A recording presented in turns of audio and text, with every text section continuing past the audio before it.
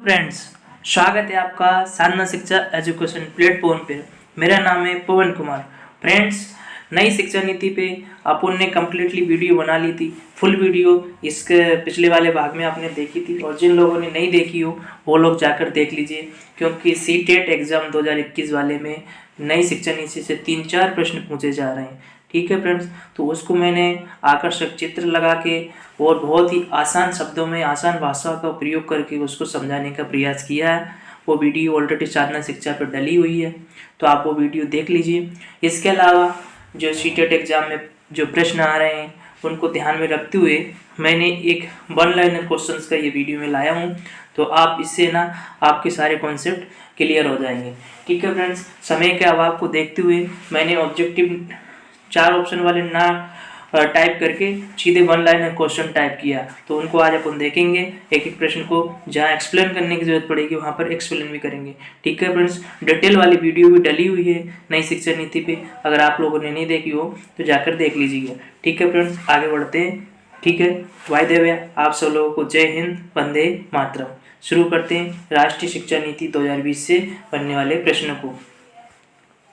ठीक है, 50 top questions रहेंगे इसमें। ठीक है, वन लाइनर क्वेश्चन रहेंगे। आगे बढ़ते हैं। भारत में पहली राष्ट्रीय शिक्षा नीति की घोषणा किस वर्ष में की गई थी? ठीक है, एक ही तरह से प्रश्न को किस तरह पूछा जा सकता है वो चीज़ भी देखते हुए चलेंगे। तो भारत में पहली राष्ट्रीय शिक्षा नीति की घोषणा किस वर्ष की गई थी? तो वो 1968 में की गई थी। ये डिटेल वीडियो में मैंने बताया भी थी कि फर्स्ट शिक्षा नीति 1968 में आई थी, दूसरी 1986 में, और नई तीसरी ये 2020 में। राइट, आगे बढ़ते हैं। भारत देश में सबसे सन 1968 में पहली शिक्षा नीति किसके द्वारा शुरू की गई थी?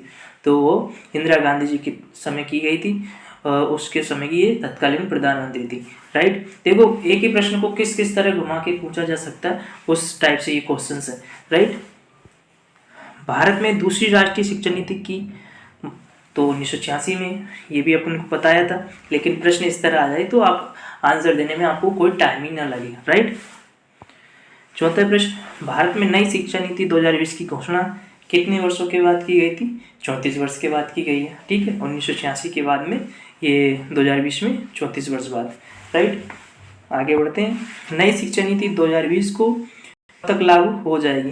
ये 2021 और 2022 में लागू होना था, लेकिन कोरोना आ जाने के कारण और तो व्यवस्थाएं सब अस्त व्यस्त हो गई, लेकिन ये जल्दी लागू हो जाएगी। राइट, आगे बढ़ते हैं। नई शिक्षा नीति 2020 के मसौदा समिति यानी ड्राफ्टिंग कमेटी के अध्यक्ष कौन थे? डॉक्टर कृष्णा स्वामी कस्तूररंगन, और ये पूर्व इसरो प्रमुख थे। ठीक है, नई शिक्षा नीति 2020 को का बिल के अंतर्गत जारी किया गया था। नई शिक्षा नीति 2020 का बिल के किसके अंतर्गत जारी किया गया था? यह टाइपिंग में मिस्टेक हो गया, बिल है, दिल नहीं है। राइट, तो ये NHEV का क्या है? National higher education bill pass हुआ था। राइट, ठीक है, और अगर NHEV का फुल फॉर्म आ जाए, NHEV का फुल अगर फॉर्म हो जाए तो आप बता देना, national higher education bill. Right, और नई शिक्षा नीति जो इसका बिल किसके अंतर्गत पारित हुआ था? तो वो नेशनल हायर एजुकेशन बिल के तहत पास हुआ था। राइट, आगे बढ़ते हैं। भारत में नई शिक्षा नीति 2020 को कैबिनेट की मंजूरी कब मिली थी? तो 29 जुलाई 2020 को मिली थी। ठीक है, यह थोड़ा सा मिस्टेक हो गया था, 29 जुलाई 2020 को मिली थी। राइट, नई शिक्षा नीति 2020 को किस शिक्षा नीति की जगह पर लागू किया गया? तो राष्ट्रीय शिक्षा नीति 1986 के बाद में, राष्ट्रीय शिक्षा नीति 1986 के बाद में लागू किया गया। तो यानी 1986 की शिक्षा नीति की जगह अब 2020 की नई शिक्षा नीति लागू होगी। राइट, आगे बढ़ते हैं। राष्ट्रीय शिक्षा नीति 2020 के अंदर कितनी आयु वर्ग तक के बच्चों को शिक्षा के अधिकार यानी कानून 2009 के अंदर रखा गया? यानी राष्ट्रीय शिक्षा नीति के कितनी वर्ष आयु के वर्ग के बच्चों को कानूनी शिक्षा के यानी शिक्षा के कानून के अंतर्गत रखा गया, जो कि अपना राइट टू एक्ट 2009 है। तो 3 से 18 साल के बच्चों को। राइट, आगे बढ़ते हैं। नई शिक्षा नीति 2020 में कौन सी भाषा को कक्षा 5 तक खत्म कर दिया गया? तो अंग्रेजी भाषा है, अंग्रेजी भाषा को एक तरह से ख़त्म नहीं किया गया, लेकिन जिन राज्यों में या जिस क्षेत्रों में अंग्रेजी नहीं है उनकी मातृभाषा, तो वहाँ पे अंग्रेजी का यूज़ नहीं किया जाएगा, बल्कि वहाँ की क्षेत्रीय मातृभाषा में पढ़ाया जाएगा। बल्कि जिन राज्यों में अंग्रेजी को अच्छे से बोला जाता है, अच्छे से यूज़ किया जाता है, तो वो वहाँ पे अंग्रेजी का यूज़ करेंगे। राइट, आगे बढ़ते हैं। नई शिक्षा नीति 2020 के अनुसार 5वीं कक्षा तक की शिक्षा किस भाषा में होगी? तो देखो, अभी अपन ने बात की थी 5वीं कक्षा तक की भाषा बाकी मातृभाषा या स्थानीय भाषा या क्षेत्रीय भाषा जो भी रहेगी उसके अंतर्गत होगी। राइट, नई शिक्षा नीति 2020 के अनुसार कौन सी कक्षा तक की शिक्षा को मातृभाषा, स्थानीय भाषा या क्षेत्रीय भाषा में कराया जाएगा? यानी कक्षा 5 तक की स्थानीय भाषा या क्षेत्रीय भाषा में पढ़ाई की जाएगी। राइट, आगे बढ़ते हैं। नई राष्ट्रीय शिक्षा नीति 2020 का लक्ष्य किस वर्ष तक 3 से 18 आयु वर्ग के प्रत्येक बच्चों को गुणवत्तापूर्ण व समावेशी शिक्षा प्रदान करना है? तो 2030 तक सबको गुणवत्ता वाली शिक्षा प्राप्त दिलाने का एक उद्देश्य है। ये कब तक है? 2030 तक का। राइट, किस वर्ष तक स्कूली शिक्षा में 100% यानी ग्रॉस एनरोलमेंट रेशो के साथ माध्यमिक स्तर तक एजुकेशन फॉर ऑल का लक्ष्य रखा गया है? तो ये 2030 तक। ये मैं कल भी एक्सप्लेन कर चुका था कि अभी भी भारत देश में लगभग 2 करोड़ के समथिंग बच्चे स्कूली शिक्षा से वंचित हैं। ठीक है, तो उन सब बच्चों को वापस स्कूल में लाया जाएगा, उनको शिक्षित किया जाएगा, उनको पढ़ाया जाएगा। ठीक है, वो किस कारणवश स्कूल की शिक्षा से बाहर है उसको भी ध्यान दिया जाएगा। तो इस तरह वर्ष 2030 तक ग्रॉस एनरोलमेंट रेशो को 100% तक लाने का लक्ष्य रखा गया है नई शिक्षा नीति में। राइट, भारत के शिक्षा मंत्रालय के पहले शिक्षा मंत्री कौन होंगे? तो भारत के शिक्षा मंत्रालय के पहले शिक्षा मंत्री रमेश पोखरियाल जी निशंक हुए हैं। राइट, ये प्रश्न इंपॉर्टेंट है कि भारत के फर्स्ट शिक्षा मंत्रालय के यानी मानव संसाधन विकास मंत्रालय से इसका नाम परिवर्तन के शिक्षा मंत्रालय किया है, तो वो पहले मंत्री कौन है जो कि शैक्षिक मंत्रालय के मंत्री रहे? तो रमेश पोखरियाल जी है। राइट, नई शिक्षा नीति 2020 के अनुसार शिक्षा पर सकल घरेलू उत्पाद जीडीपी का कितने प्रतिशत खर्च किया जाएगा? तो वो 6% खर्च किया जाएगा।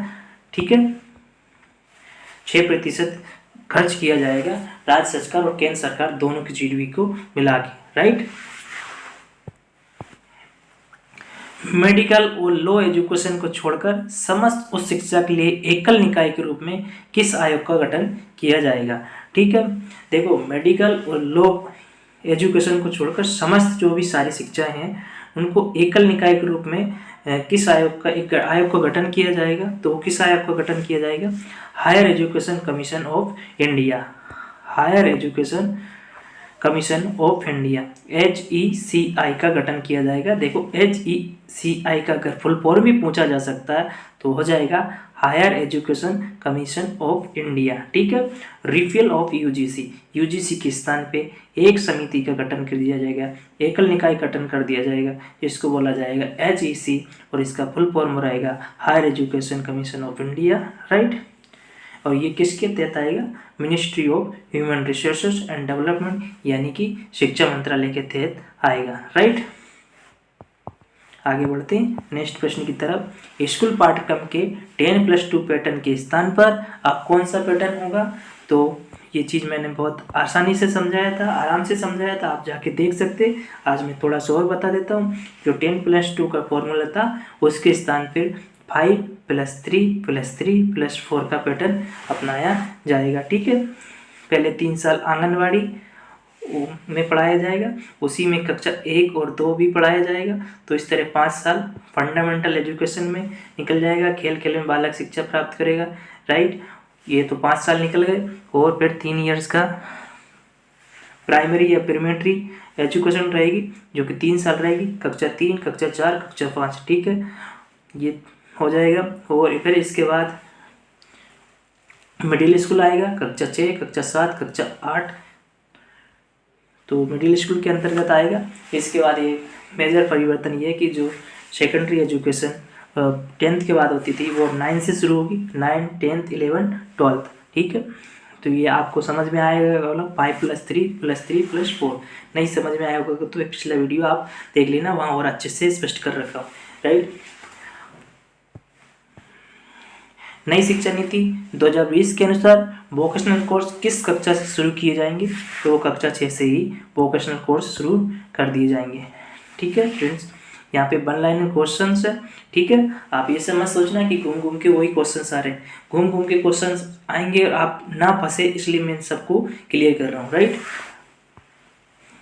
देश में शोध और अनुसंधान को बढ़ावा देने के लिए किस संगठन की स्थापना की जाएगी, शोध संस्थान की और अनुसंधान को बढ़ावा देने के लिए एक संगठन की स्थापना की जाएगी जिसका नाम रखा गया नेशनल रिसर्च फाउंडेशन, ठीक है। इससे में से विदेशी यूनिवर्सिटियों को भी आता है, राइट। नई शिक्षा नीति के अनुसार स्नातक कितने वर्ष का कर दिया गया, तो नई शिक्षा नीति के तहत स्नातक को 3 से 4 वर्ष कर दिया गया। अभी भी 3 वर्ष तक का स्नातक होता था और जो रिसर्च वाले थे कहीं कहीं 4 वर्ष के होते थे, तो ठीक उसी तरह अब भी 3 से 4 वर्ष का रहेगा। लेकिन अब इसमें एक नई चीज़ ये रहेगी कि जब आप स्नातक कर रहे हैं, ठीक है, कॉलेज की पढ़ाई किसी कारणवश फर्स्ट ईयर में छोड़ दी या छूट गई, तो उसको सर्टिफिकेट मिल जाएगा, यानी ग्रेजुएशन सर्टिफिकेट कहलाएगा। सेकेंड ईयर कंप्लीट कर ली, ठीक है, तो उसको डिप्लोमा ग्रेजुएशन कहलाएगा। और थर्ड ईयर कंप्लीट कर ली तो वो ग्रेजुएशन कहलाएगा। और फोर्थ ईयर का करेगा तो रिसर्च ग्रेजुएशन कहलाएगा। यानी कि अभी की तरह नहीं रहेगा कि अगर फर्स्ट ईयर में छोड़ दी तो उसका ग्रेजुएशन कोई मतलब का नहीं रह जाता है अभी वर्तमान में। लेकिन आगे नई शिक्षा नीति की तरह ऐसा नहीं होगा। उसको अगर फर्स्ट ईयर तक वो पढ़ाई करता है तो उसको सर्टिफिकेट मिल जाएगा और उसका रिकॉर्ड भी बन जाएगा। अगर आगे भविष्य में पढ़ना चाहे तो वो सेकेंड ईयर से स्टार्ट कर सकता है, ठीक है।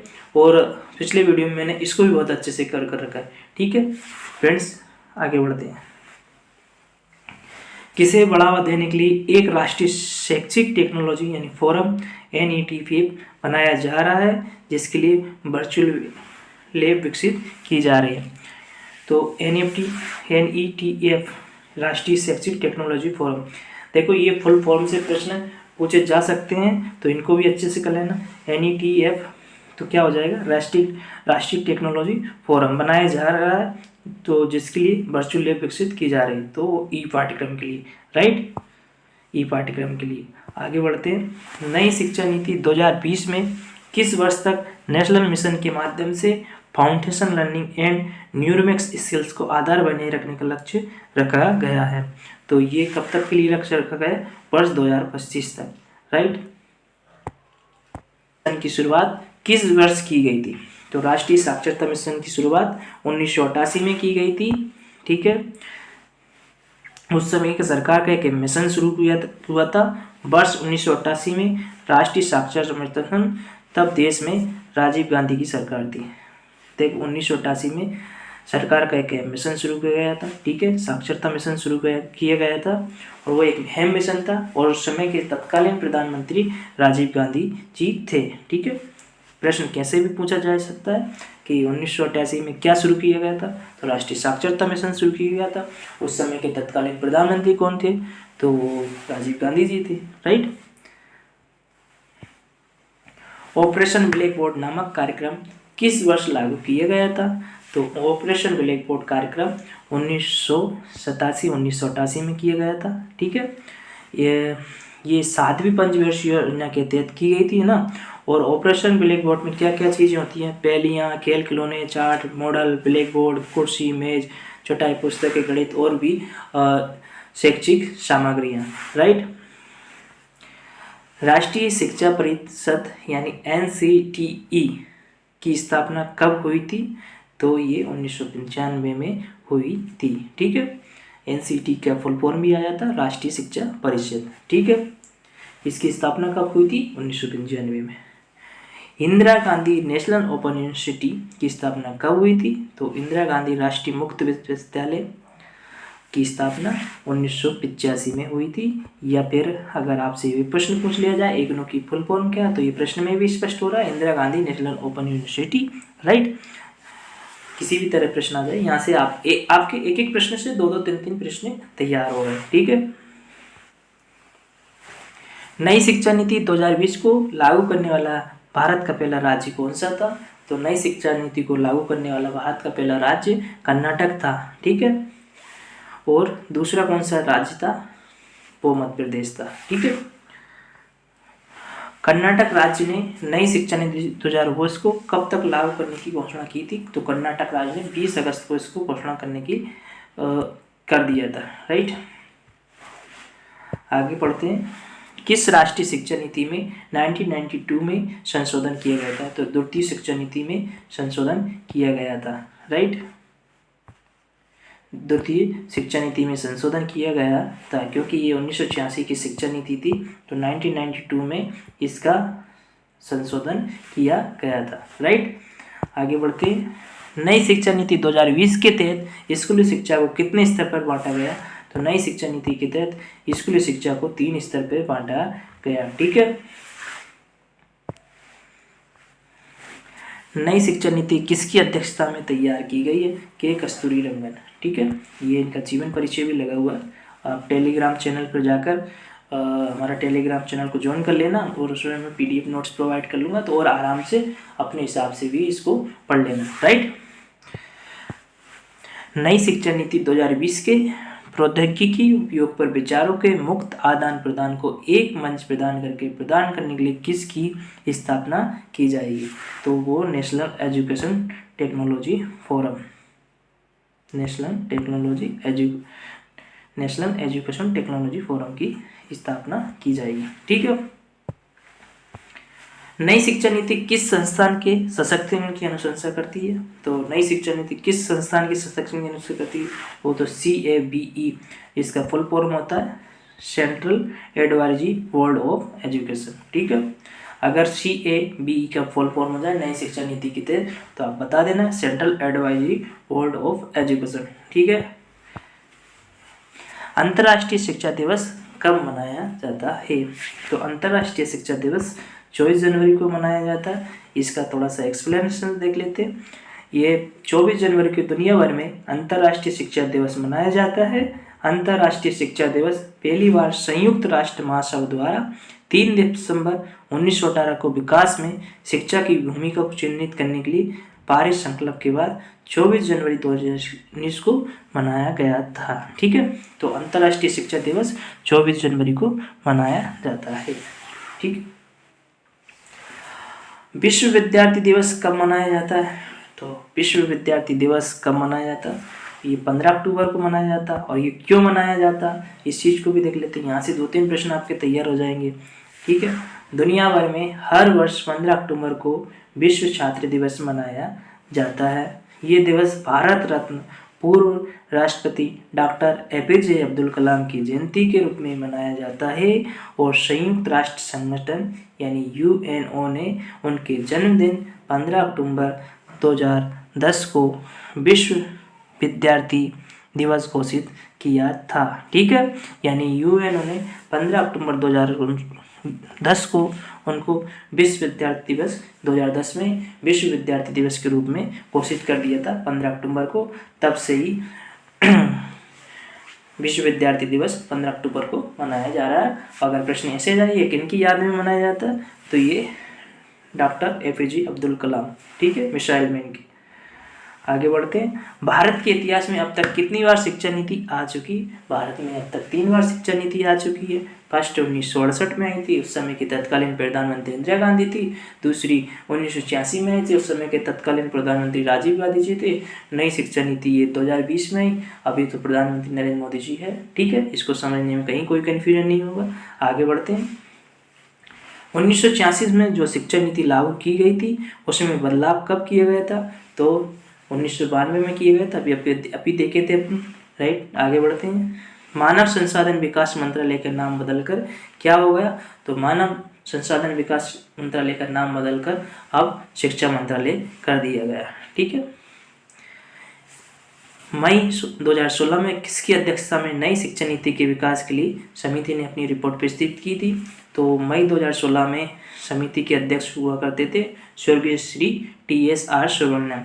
नई शिक्षा नीति के विकास के लिए समिति और टी सुगम समिति ने 28 मई 2016 को केंद्रीय मानव संसाधन विकास मंत्रालय को शिक्षा पर अपनी राष्ट्रीय नीति 2016 का मसौदा प्रस्तुत किया था। ठीक है, इसके बाद अध्यक्षता किन्होंने निभाई थी?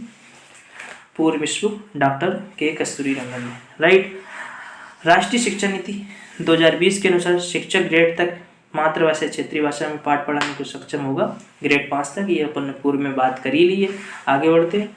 किस वर्ष तक शिक्षण के लिए न्यूनतम डिग्री योग्यता 4 वर्षीय एकीकृत बीएड होने जा रही है? तो 2030 तक एकीकृत पाठ्यक्रम कंप्लीट हो जाएगा 4 वर्षीय वाला। राइट। इसका भी अपन ने डिटेल में बात कर रखा। ठीक है, तो अगर प्रश्न पूछ लिया जाए किस वर्ष तक शिक्षण यानी बीएड डिग्री एकीकृत हो जाएगी 4 वर्ष वाली, तो 2030 तक। राइट। जून 2017 में नवगठित प्रारूप एनईपी 2000 के अध्यक्ष डॉक्टर के कस्तूरीरंगन, ये अपन ने पूर्व में बात कर ही ली थी। ठीक है। राष्ट्रीय शिक्षा नीति 2020 के अनुसार उच्च शिक्षा में सकल नामांकन अनुपात कितना प्रतिशत बढ़ाया जाएगा? तो 50% हो जाएगा। ठीक है, 50% हो जाएगा। ठीक है। इसमें एक पॉइंट छूट रही है कि वही नई शिक्षा नीति के तहत हाई एजुकेशन में किस चीज़ को हटा दिया गया, तो वो उसका आंसर हो जाएगा एमफिल कोर्स को नई शिक्षा नीति के तहत हटा दिया गया। ठीक है, एमफिल को अब समाप्त कर दिया गया नई शिक्षा नीति के तहत। ठीक है, आगे बढ़ते हैं। बस ये 45 क्वेश्चन थे। आई होप आप नई शिक्षा नीति वाले ये बिल्कुल समझ में आए होंगे और नई शिक्षा नीति के सारे कॉन्सेप्ट क्लियर हो गए होंगे। तो इसी तरह के प्रश्न पूछे जा रहे हैं। अगर डायरेक्टली इस तरह के प्रश्न नहीं आएंगे तो इसके थोड़ा बहुत घुमा के प्रश्न पूछे जाएंगे। तो आपको अगर इन प्रश्नों को समझने में थोड़ी दिक्कत आ रही तो डिटेल वीडियो भी यहाँ साधना शिक्षा पर डला हुआ है, आप वो जाकर देख लीजिए। आज से नई शिक्षा नीति वाले सारे टॉपिक, सारे डाउट्स आपके क्लियर हो जाएंगे। ठीक है फ्रेंड्स, अगर आपको वीडियो पसंद आया तो चैनल को बिल्कुल सब्सक्राइब करें। ऐसे मोर इम्पोर्टेंट टॉपिक्स आपके बीच में मैं लाता रहता हूँ। ठीक है, ओके फ्रेंड्स, धन्यवाद।